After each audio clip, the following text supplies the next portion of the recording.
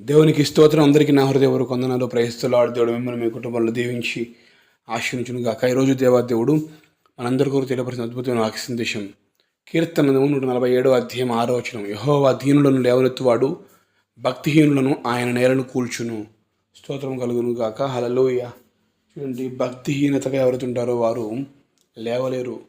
భక్తిహీనత, భక్తిలో లోపము ఉన్నవారు వారు ఇంకా అదే స్థితిలో ఉంటారు, ఇంకా అధోపాతానికి పడిపోతూ ఉంటారు. కానీ ఎవరైతే దీన దరిద్రులుగా ఉంటూ దేవుని వైపు చూస్తారో, భక్తిలో లోపం లేకుండా మంచి భక్తి చేసేవారిని దేవుడు ఏం చేస్తాడంటే లేవనెత్తేవాడై ఉన్నాడు. ప్రియ సహోదరుడా, ఈరోజు దేవుడు మనల్ని బలపరచడం కొరకు ఒక చక్కటి విషయాన్ని, ఒక అద్భుతమైన విషయాన్ని దేవుడు మనం ముందుంచుతూ మనల్ని బలపరుస్తూ ఉన్నాడు. దీనులను లేవనెత్తువాడు ఆయన. పెంటకుప్పల మీద నుండి, దరిద్ర స్థితిలో నుండి, పేదరికంలో ఉన్న వారికి దేవుడు సహాయం చేసేవాడు ఆయన. ఏ విధంగా సహాయం చేస్తాడు? ఆయన మహిమ ఐశ్వర్యం చొప్పున ప్రతి అవసరత అక్కడ తీర్చేవాడు ఉన్నాడు ఆయన.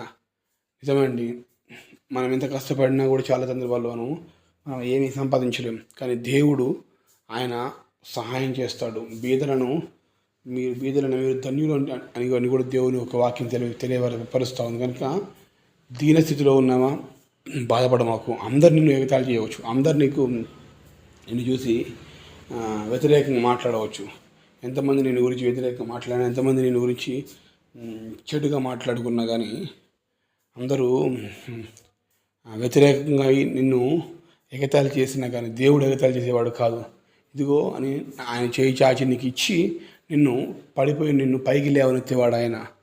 చాలాసార్లు మనుషులు ఏమంటారంటే, ఎప్పుడు చూడు మనుషుల మీద ఆధారపడతా ఉంటాడు, ఎప్పుడు చూడు మాపై ఆధారపడతా ఉంటాడు అని చెప్పేసి నిన్ను గురించి అనేకులు రకరకాలుగా మాట్లాడుతుండొచ్చు.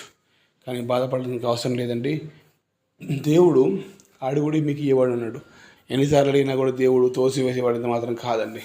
నువ్వు పడిపోయినావా, కింద పడిపోయినావా, నువ్వు నిలబడలేకపోతున్నావా, నీ స్థితి ఎట్లా ఉంది, నీ పరిస్థితి ఎట్లా ఉంది, నీ స్థితి గతి, నీకు ఉన్నటువంటి సమస్తము అన్నీ నా దేవుడు చూస్తూ ఉన్నాడు. ఒకటే ఆయనకు కావాల్సిందంటే భక్తి, నిజమైన భక్తి చేసేవాడు కావాలి. బైబిల్లో 2 వ్యక్తులు ఉన్నారు. లాజరు ధనవంతుడు. లాజరు పేదరికంలో ఉన్నాడు, అనారోగ్యంతో ఉన్నాడు. అయినా కూడా దేవుడు లాజర్ని ప్రేమించాడు, లాజర్ను రక్షించుకున్నాడు. అదే ధనవంతుడు, ఆయన దగ్గర డబ్బులు ఎన్నో ఉన్నాయి, కానీ ఆయనను రక్షించలేదు. ఆయన నరకపాత్రుడు అవుతాడు.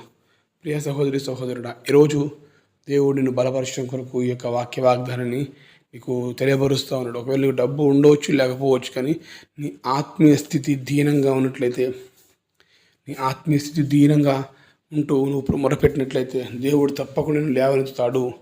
లేవనెత్తే సమయం ఆసన్నమైనది. బాధపడకు. ఇంతే ఉంటున్న పరిస్థితి, అనేక సంవత్సరాలుగా ఇలాగే ఉంటున్నాను నేను అనుకుంటున్నావు. అనేక రోజులుగా ప్రార్థన చేస్తున్నాను, నా పరిస్థితి మార్చిపెట్టలేదు అనుకుంటున్నావు కావచ్చు. మన నమ్మకం ఏంటంటే దేవునికి వాక్యం. మన నమ్మకం అంటే దేవునికి వాగ్దానం. ఆ వాగ్దానం నమ్మాలి, వాక్యాన్ని బట్టి ముందుకు సాగాలి. అంతే మనం చేయవలసినది. కనుక ప్రియ సహోదరుడా, నా జీవితంలో ఎదురవుతున్న ప్రతి శోధన, ప్రతి నింద, ప్రతి అవమానం, ప్రతి బాధ అన్నిటిని దేవుడు కొట్టివేసి రెట్టింపు దీవెనలు నీకు దయచేయాలని ఆశపడుతూ ఉన్నాడు. నువ్వు ఎక్కడి నుంచి మాట వింటున్నావో, నీ జీవితం, నీ స్థితి, నీ గతి, నీ పరిస్థితి ఏదైనా ఉండొచ్చు. ఈరోజు ప్రస్తుతము నీ దగ్గర ఉండొచ్చు, లేకపోవచ్చు. ఆర్థికంగా వెనుకబడిపోయిన పరిస్థితులు ఉండొచ్చు. సో బాధపడమాకు, ధైర్యంగా ఉండు. దేవుడి చిన్నటి గొప్ప వాగ్దానం నమ్ము. ఆయన వాగ్దానం ఎప్పుడు మర్చిపోయేవాడు కాదండి. మనం మర్చిపోతాం, దేవుడు మర్చిపోయేవాడు కాదు. ఆయన నీకు వాగ్దానం ఇస్తున్నాడు. నేను లేవనెత్తాను. దీనదరిద్రంగా ఉన్నవా, ఈరోజు ప్రస్తుతం చేతులు డబ్బు లేకుండా బాధపడుతూ ఉన్నవా, నేను లేవనెత్తుతాను, నీకు ఇస్తాను. నేను నా దక్షిణాస్తంతో నీకు సహాయం చేస్తాను. ఆకాశం అన్న దాన్ని తెరుస్తాను. నీ కొరకు నేను ద్వారాలు తెరవబోతున్నాను చెప్పేసి అనేక గొప్ప వాగ్దానాలు గుర్తు చేస్తున్నాడు. గుర్తు చేసుకో, దేవుని వాగ్దానాలను గుర్తు చేసుకో. నువ్వు భక్తిలో లోపం లేకుండా జీవించు. మంచి భక్తి, నిజమైన భక్తి తప్పకుండా దైవిక దీవెనలు ఖచ్చితంగా పొందగలుగుతాం. కనుక ఇంత గొప్ప ధైర్యపరిచే వాగ్దానం దేవుడిని తెలియపరుస్తుండగా సంతోషం ముందు సాగుదాం. ఈరోజు నీ స్థితిని బట్టి పరిస్థితి చుట్టూ ఉన్నవారు నల్లగా అనుకోవచ్చు, కానీ వాళ్ళ వైపు చూడకు, దేవుడిచ్చే వాగ్దానం వైపు చూడు.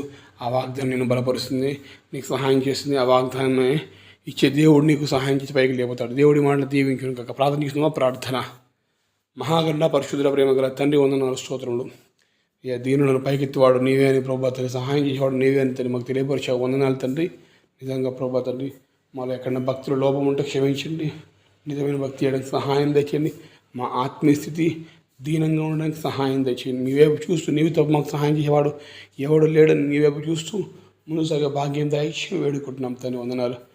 శోధనలు, ఆటంకాలు, అవరోధాలు, ఇరుకు ఇబ్బంది నుంచి మాకు విడుదల దయచేసి వేడుకుంటున్నాం. సహాయం తెచ్చి కలిగించి కాపాడు, రక్షించి స్థిరపతి బలపతి దేవత ఆశీర్వించి మహిమా ఘనత ప్రభావం సహాయం తెచ్చి ఈ దినం వాగ్దానం వచ్చి కాపాడమని యేసు నామములో వేడుకను పొందుకుంటున్నాం మా ప్రియ పరలోకపు తండ్రి.